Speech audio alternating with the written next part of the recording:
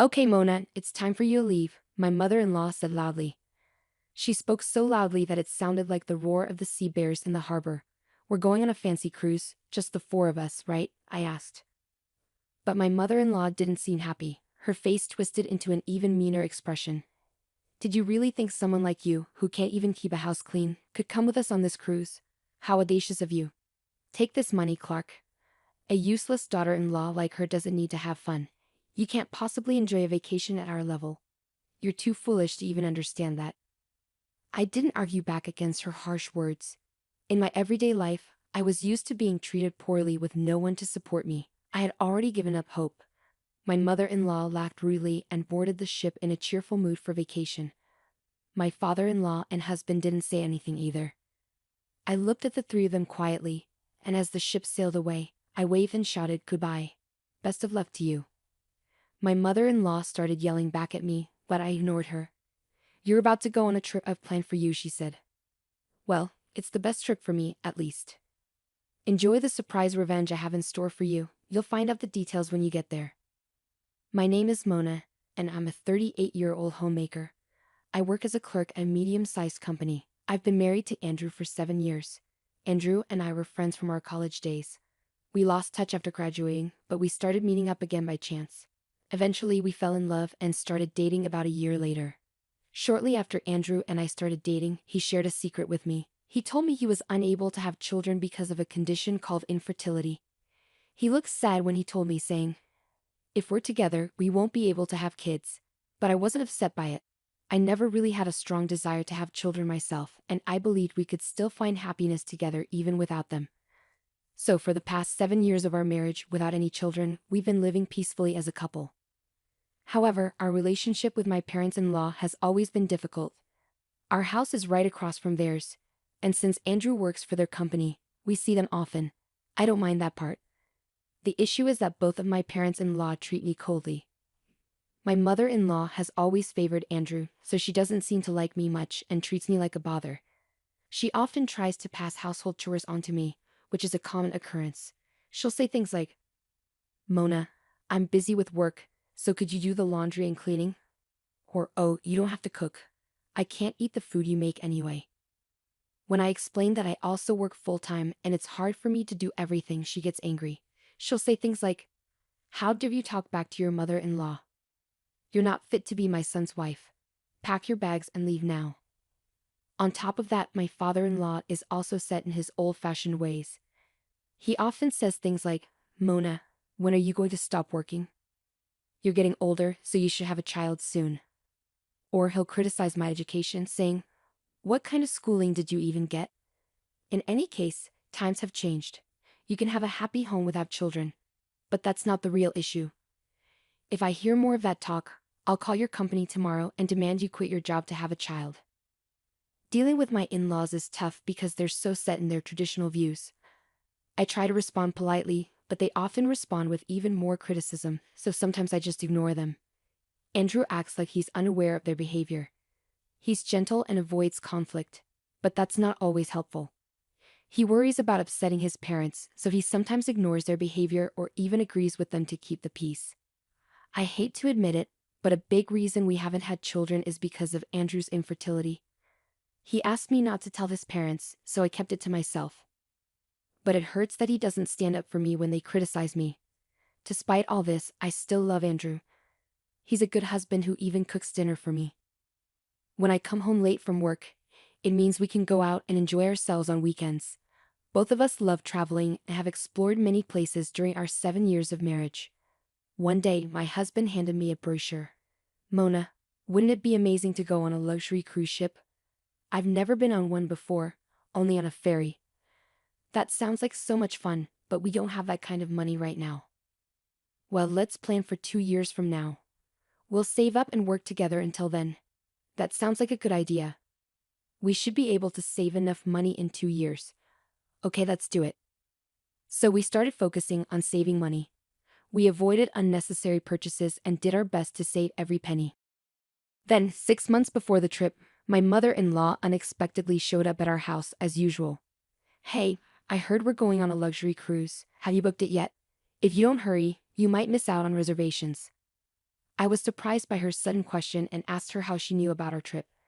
Andrew, sitting across from me, sheepishly admitted, "Oh, I mentioned it to Mom. We'll be away for more than 10 days, so it seemed natural." "I get that. But if they find out before we book, they might want to come with us." I wanted to keep it a secret from them. But my mother-in-law kept talking. "Work might be busy, but it's important to have fun sometimes, right?" I couldn't believe it when my mother-in-law grinned and said, "Of course we're going. My husband will come too." It was shocking. I had wanted to go on this trip with just my husband, not with my in-laws. I looked at Andrew, hoping he would object. I couldn't remember the last time we had a trip together as a family, but Andrew remained silent, and I felt helpless. After that, my in-laws kept visiting and talking about the trip. I thought of asking Andrew, who had suggested the idea, to make the reservations, but he always dodged the conversation, claiming to be busy with work. About a month before the trip, something happened. Andrew went out for a business dinner and didn't return until after midnight. Worried, I grabbed the car keys to go pick him up. Just then, the front door slammed open, and Andrew came in. "I'm tired. I'm going to bed," he said, taking off his jacket and heading straight to the bathroom. I stayed up late, feeling anxious, but he acted like nothing was wrong. Feeling lonely, I picked up his jacket. Something fell out of the pocket. I quickly grabbed it.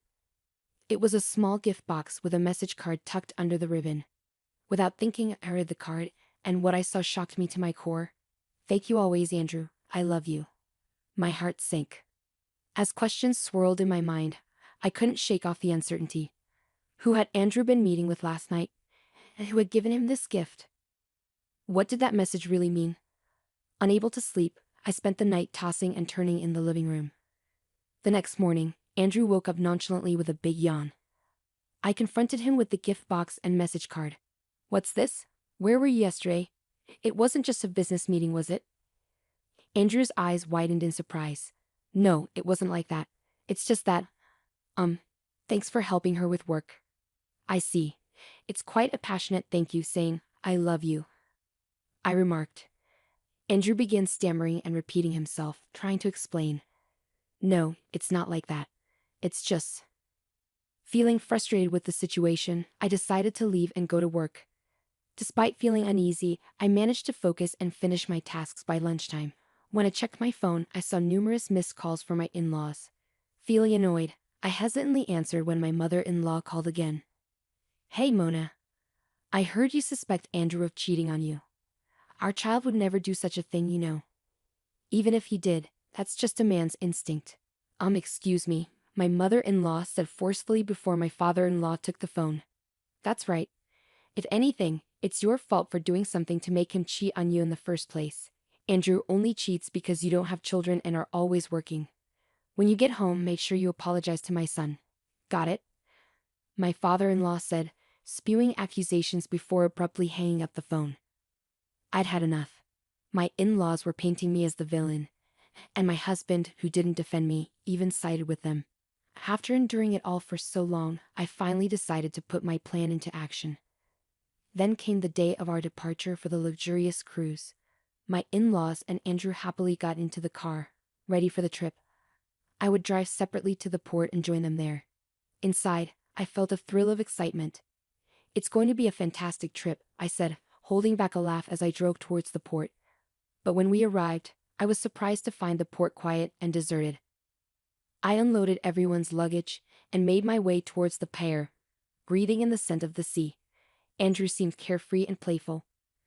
Then, just as I was about to board, my mother-in-law approached me with a big smile on her face. "Thanks for booking the trip, Mona. We'll see you in 2 weeks. Don't forget to pick us up." Confused, I asked, "What do you mean? Aren't we all going on this trip together?" My mother-in-law sneered and made a nasty face. "Oh, a daughter-in-law is just a stranger to us. Don't you understand? As long as you pay up, we're fine." I stayed silent. Meanwhile, my father-in-law and husband were happily browsing through travel magazines. Andrew noticed my expression, shrugged, and shamelessly remarked, "Seems like it's true. By the way, I haven't seen any luxury cruise ship around. Where is it?" My mother-in-law looked around suspiciously, noticing the lack of other passengers. "Did you get the right location, Mona?" Don't worry, just enjoy yourselves from here, I said as I watched them board the boat. Is this really the right ship? My father-in-law muttered, eyeing the small boat in front of him.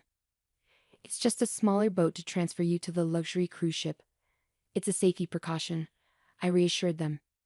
Don't worry, get on board quickly. I urged them onto the small boat with their luggage.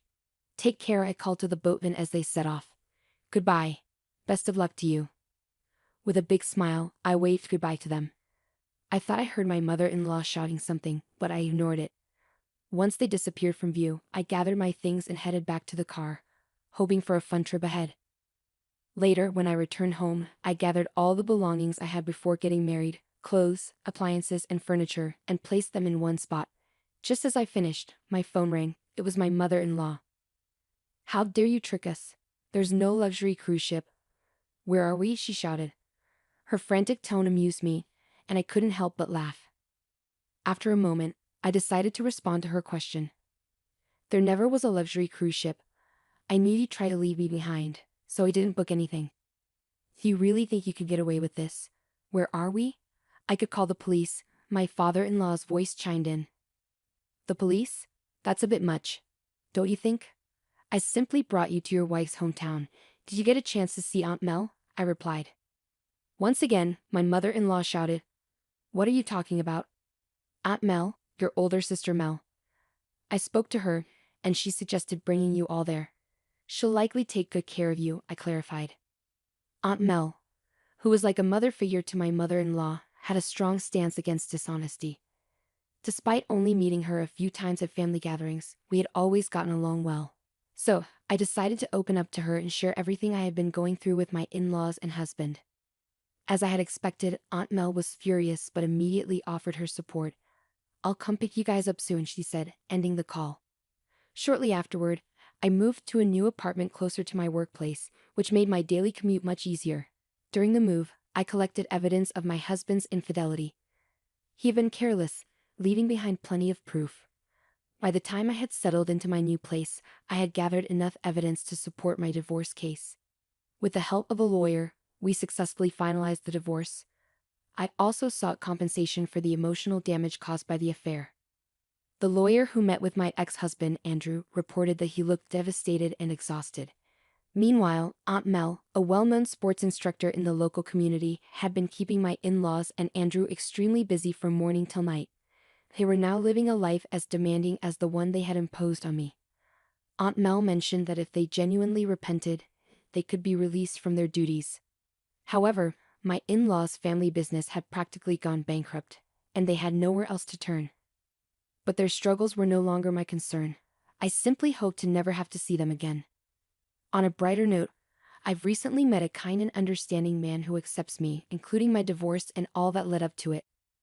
Once his work becomes less hectic, we plan to get married. Although my journey to happiness has been challenging, I'm looking forward to a joyful life with someone who always prioritizes me.